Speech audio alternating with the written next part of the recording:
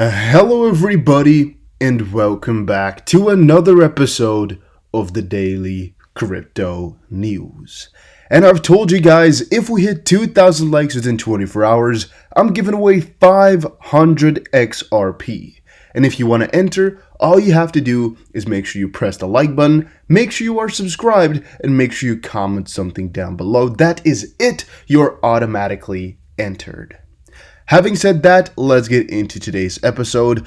And I've been talking a very awful lot in the last couple of weeks about how Ripple is transforming the space. And along with that, I've also explained how a lot of these macroeconomical factors play their own role in all the expansion. But another big part is just to look at how the countries that Ripple has been working with are changing. All right, and I have a couple of videos coming on these macroeconomical things, so make sure you subscribe so you don't miss out on any. However, here's some more from the inside on forward. Because from the Philippines, which is one of the corridors that Ripple has been working in for quite a while, we've only been receiving good feedback. And Ripple themselves are also very happy about this partnership. Ripple is optimistic about the future of digital cross-border payments in the Philippines. And the blockchain firm is already making efforts to transform the archaic, slow, and costly means of transferring funds in the country.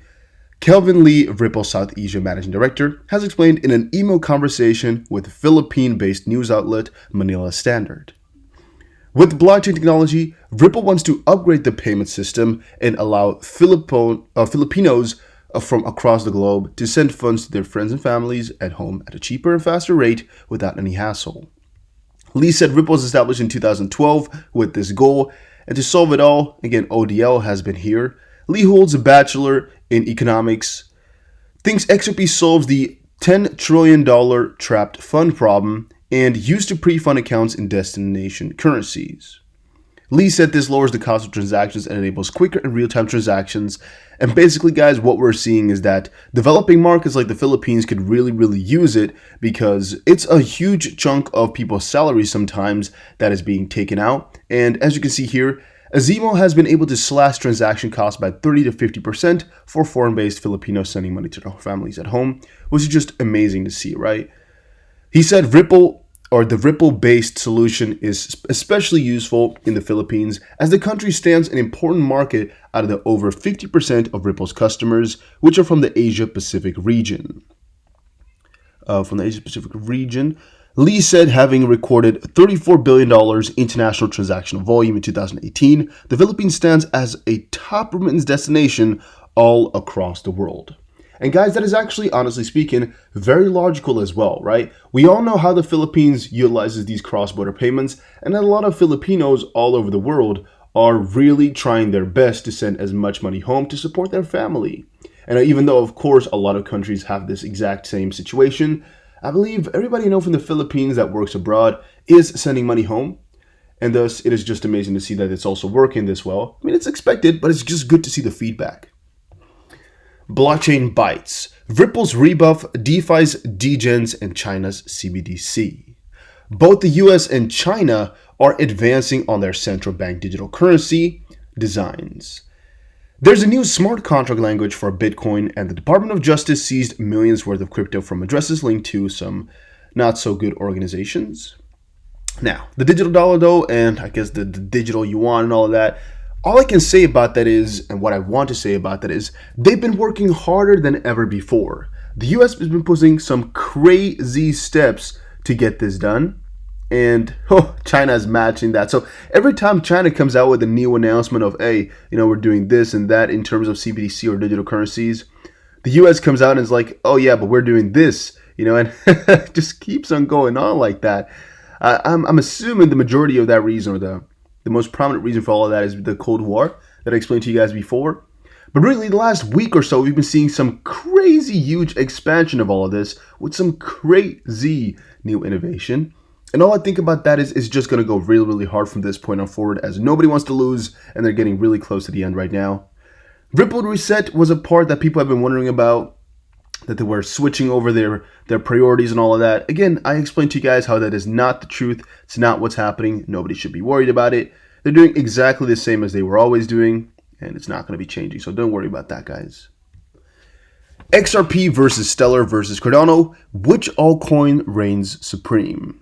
And guys, if you really are asking yourself this question, then maybe consider looking up crypto a little bit further, as there's a good chance you're missing a little bit of the essence of a lot of these crypto. Because for Cardano and XRP, for example, there's really no comparison in what the coins really do themselves, right? The only thing you could be worrying about or questioning is which altcoin is going to be supreme in terms of price for the coming like week, month, or whatever time period you want. But in terms of utility or what it does, yeah, they're really, really different. And thus, asking yourself that question is kind of strange and kind of stupid because they're doing completely different things. Cardano is really a platformer and XRP is really the remittance provider.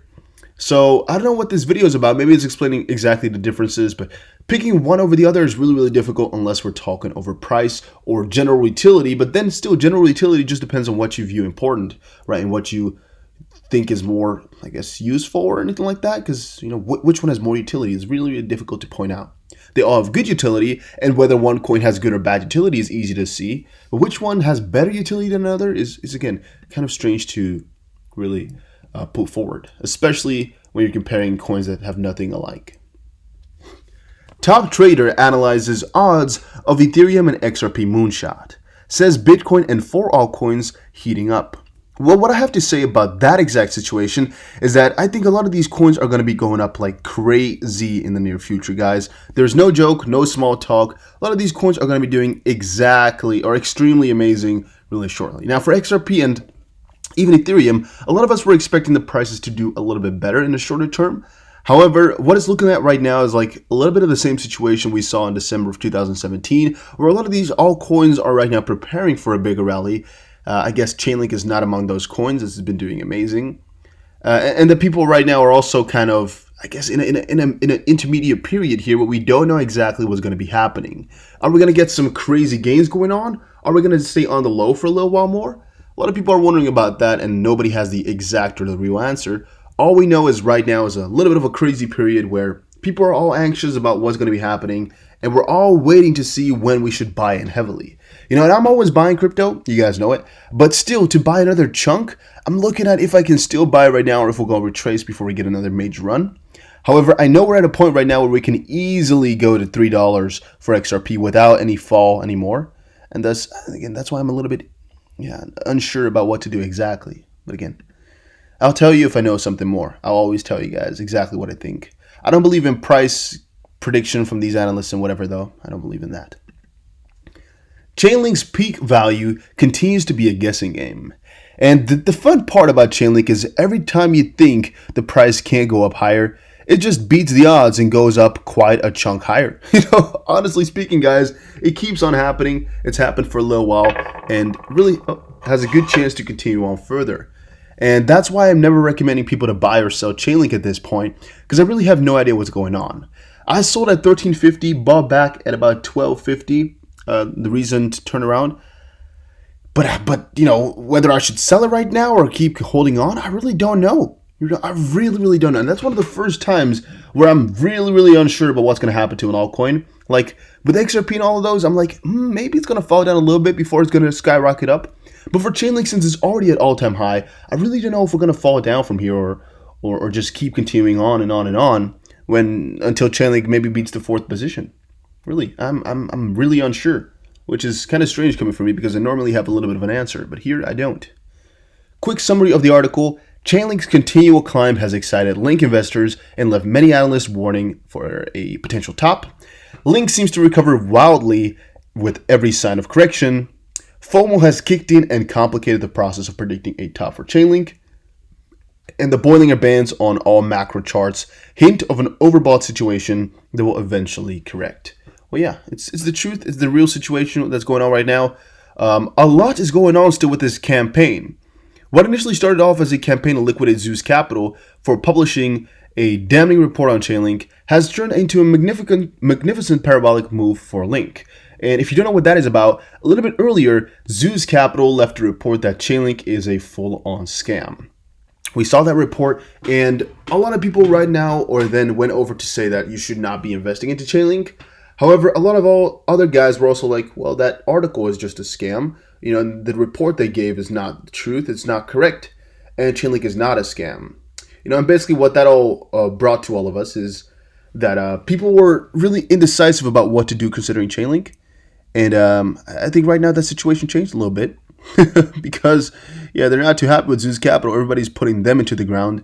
And maybe that's also what's flourished this big run. Can't tell you, but it's something to think about.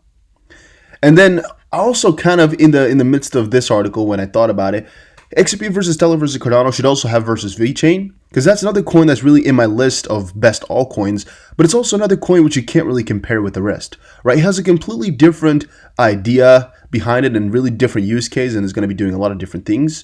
So saying another coin is better than another is just extremely difficult, but let's see here. VeChain is the most undervalued altcoin in the entire market. Changed my mind. I'm going to say no, all right? I'm going to say at this point, if we actually put here, we already have it on to all-time high. If we look at these, XRP has 1,200 coins or 1,200% to all-time high. Bitcoin Cash about 1,300, and Tron about 1,000, and VeChain about 17. All right. What that shows me is that if we had to pick a coin which is undervalued out of our basket of coins, which has XRP, Stellar, blah blah blah, not Bitcoin Cash, then XRP is actually the most undervalued in comparison to where it could get. Right, and that's just considering all-time high. It's the most undervalued. From that perspective on forward, I'm also like, yeah, the highest chance of some coin really reaching the top and making you very, very rich along the process with more gains than the rest is going to be XRP. Now, that's not my strategy. I'm going to go for a Bitcoin first, then altcoin strategy. However, I still hold alts. You guys know it. I just prioritize holding Bitcoin whenever possible to make sure you get the double gains. And the double gains is you first have Bitcoin, that runs up. Once Bitcoin is up, it moves over into altcoins, and then you buy those. But yeah, that's just my strategy. So in terms of undervalued, I'm going to say XRP is by far more undervalued. If we had to pick another one, then let's see here. Litecoin I hold, EOS I hold, Cardano I hold. I would say then Cardano, maybe, no, Stellar.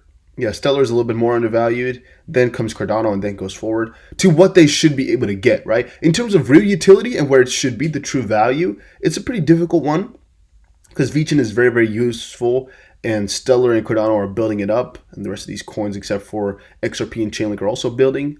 But still, I'll keep my opinion with what I just said. But guys, thank you all for watching this video. Hopefully you all enjoyed it. If you did, make sure you press the like button and subscribe. And I'll see you guys again in another crypto video. Couple coming out today, guys, so make sure you stay tuned. Take care.